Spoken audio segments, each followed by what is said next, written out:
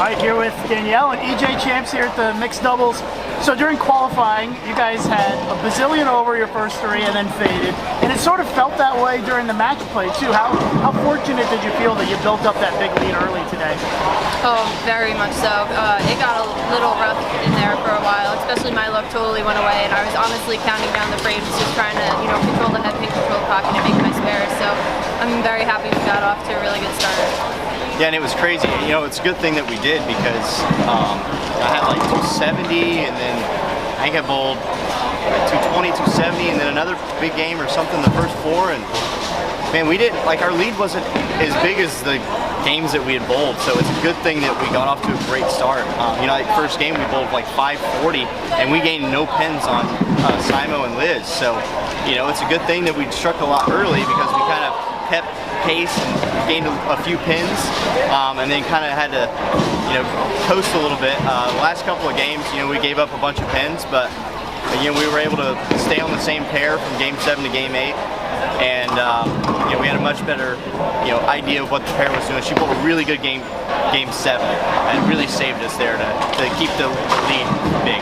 Had she not bowled 230 that game, if that lead's closer to 100, then we're definitely going to be sweating a lot more. So thanks to her for keeping us, with a sizable lead going into the position round. Yeah, that was going to be my next question, Danielle. Was that 7th game was really big because it put you guys up 175 pins.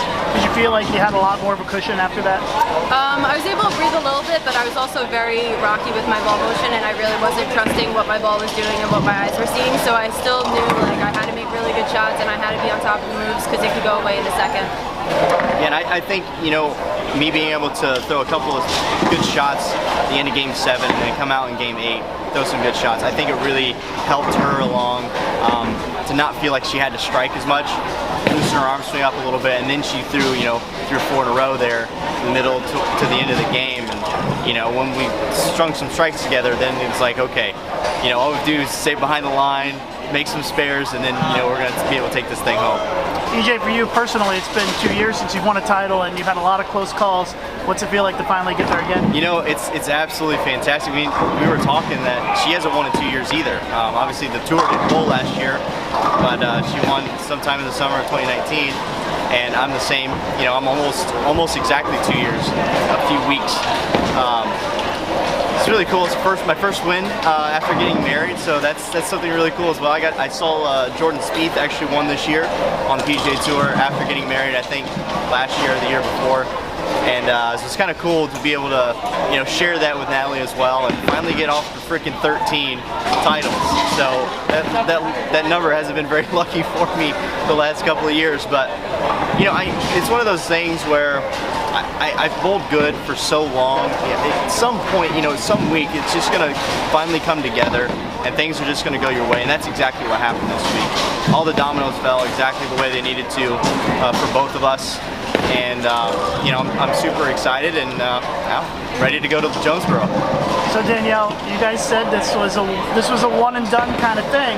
Now you've won. Is it still a one and done, or are you guys going back to the other partners next year? No, you guys are gonna have to wait and see. Are you gonna leave us with a cliffhanger, EJ? Some negotiations to take place? I suppose so. I mean, I think we're gonna have to maybe pay Simo and Liz off to be able to stay together. It was really cool to have all 4 of us up there, though. That really says a lot. We were saying maybe we could just do a 4-man team with the 4 of us together. Thanks, guys. Congratulations. Thank you.